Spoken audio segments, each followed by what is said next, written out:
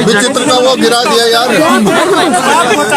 वो क्या विपक्ष ने वॉकआउट क्यों किया सर आज? विपक्ष ने वॉकआउट क्यों किया सर आज? देखिए यार साइड कर लो यार इसको। भारतीय जनता पार्टी मैं साइड है यार, मेरे थोड़ा खेलेगा। नियम शासन के अंतर्गत भ्रष्टाचार 2 साल की सरकार का कांग्रेस पार्टी की सुप्पू जी के नेतृत्व में इस पर चर्चा चाहिए थी और चर्चा में हमने भाग लिया। हमारे सभी माननीय सदस्यों ने जो गंभीर आरोप भ्रष्टाचार के वर्तमान कांग्रेस की सरकार के ऊपर लगाए थे उनसे मुकर करके दाएं बाएं करते हुए मुख्यमंत्री जवाब देने की कोशिश कर रहे हैं और मुख्यमंत्री बिल्कुल भी गंभीर नहीं। जो आरोप लगे हैं उन पर जांच हो, उन पर कार्रवाई हो और उल्टे उससे हट करके सारी चर्चा को आगे पीछे ले जाने की कोशिश कर रहे हैं। और जो पर्टिकुलरली अभी जो एक्साइज के मामले को लेकर के जो हमारे माननीय सदस्य रणधीर शर्मा जी जिन्होंने इस रेजोल्यूशन को लाया था नियम 67 के, उसमें कहा कि रात के अंधेरे में बिलासपुर में टेंडर डाला गया। हम पिछले साल की बात नहीं कर रहे हैं इसकी, हम तो इस साल की बात कर रहे हैं। इस साल की जो टेंडर हुए जो इसके शराब के जो है एक्साइज के, उन सारे मामलों में मुख्यमंत्री जवाब नहीं दे रहे हैं और उल्टा उसी बात का जिक्र कर रहे हैं कि हमने इतने पैसे रेवेन्यू जनरेट किया, थोड़ा बढ़ गया। उसका इस तरह जिक्र करना मुझे लगता है कि उसकी आवश्यकता नहीं है। और भारतीय जनता पार्टी की सरकार के दौरान 2 वर्ष तक कोविड में शराब पर लगभग बीच में जो है वो प्रतिबंध रहा, बंद रहा। रेवेन्यू स्वाभाविक रूप से एक्साइज का जो है उस वक्त कम आना था, लेकिन फिर भी उसके बावजूद हमने ईमानदारी से सारा काम किया है। छोटे यूनिट बना करके बहुत सारे लोगों को उसमें रोजगार भी और पारदर्शिता के साथ काम किया है। जो इनने बड़े यूनिट बना करके बड़े लोगों को काम देने की जो परंपरा शुरू की, उस पर बहुत सारे प्रश्न खड़े होते हैं। और प्रश्न खड़े होने के बाद जो रात के अंधेरे में टेंडर जब डाला गया, उस पर जब जवाब मांगने के लिए रणधीर जी अपने स्थान पर खड़े हुए तो अनुमति नहीं दी गई अध्यक्ष जी की ओर से, तो इस पर हमारा ऐतराज था।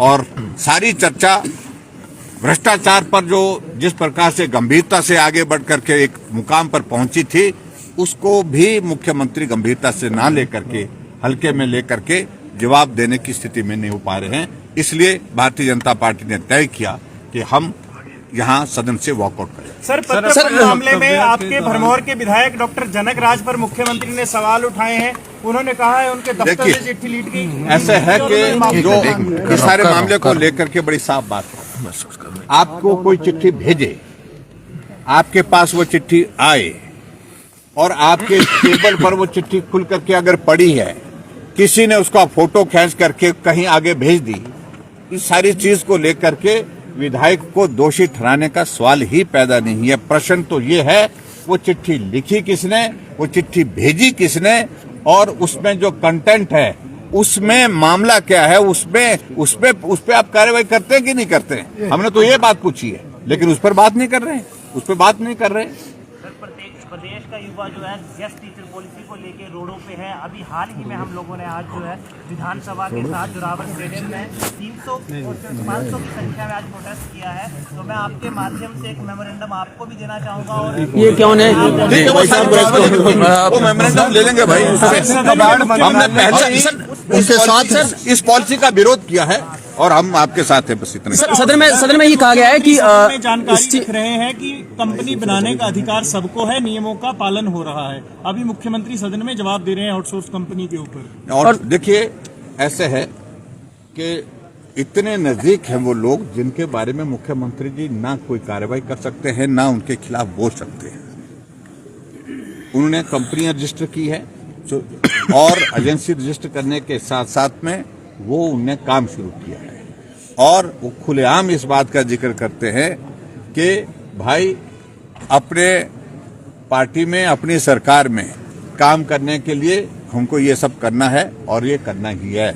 और करने के लिए जब जिस प्रकार से अभी इंटरव्यू होने जा रहे थे उसमें पैसे मांग रहे थे, इन सारी चीजों को लेकर के हमने अपनी बात कही है और मुख्यमंत्री इन सारी चीजों पर इनको गंभीरता से लें। वो मुख्यमंत्री के बहुत करीबी हैं, साथ रहते हैं, साथ चलते हैं, साथ बैठते हैं, तो इसलिए आरोप बहुत गंभीर है। सर मुख्यमंत्री ने कल ही इस बात का अंदेशा जता दिया था। उन्होंने कहा था कि जब वो जवाब देंगे, जो आज नियम 67 के तहत जो अभी चर्चा चल रही है, उसका जब जवाब देंगे तो उससे पहले ही विपक्ष जो है वो वॉकआउट कर जाएगा। इसको हमने उनका आधा घंटे से ज्यादा सुबह तक उनको सुना है 42 मिनट्स और लंबे भाषण उनके अपने पूरे सुने हैं, लेकिन मुझे इस बात को लेकर के हैरानी है कि मुख्यमंत्री जो हमने आरोप लगाए तो उन पर नहीं बोल पा रहे हैं। वो अलग अलग चीजों में अपने हिसाब से बोल रहे हैं। जो आरोप हमारी ओर से लगे हैं तो उन पर जवाब नहीं दे।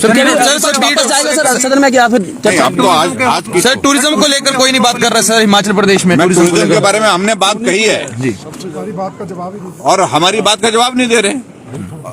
आप लोगों ने इस बात को सुना कि नहीं सुना होगा मुझे मालूम नहीं, लेकिन हमने पैटर्न पर हमने कहा कि एडीबी के प्रोजेक्ट जो आए हैं, जो 2300 करोड़ रुपए जयराम ठाकुर लेकर के आए थे दिल्ली से, उसके जो है अब आने वाले समय में कहां टेंडर लग रहे हैं, टेंडर की कंडीशंस तय हो रही हैं, ठेकेदार तय हो रहे हैं। ये सारी चीज को लेकर के मैं आपको कह रहा हूं, ये बड़ा चिंता का विषय है हमारी जानकारी के मुताबिक। और उसके बाद दूसरी बात, जो प्रोजेक्ट जहां जहां के लिए तय थी, धर्मशाला का हमारे यहाँ जोरावर स्टेडियम में, यहाँ पर ये टूरिज्म के नाम पर हमने ये जमीन की है, किस लिए की है? क्योंकि हम इंटरनेशनल एक कन्वेंशन सेंटर यहाँ पर बनाना चाहते हैं। 200 करोड़ रुपए का बजट प्रावधान एडीबी के प्रोजेक्ट के अंतर्गत रखा गया, क्यों नहीं वो हो रहा है? मंडी के शिवधाम के लिए 200 करोड़ रुपए का 150 करोड़ रुपए का प्रावधान रखा था, वो सारा का सारा बंद पड़ा हुआ है।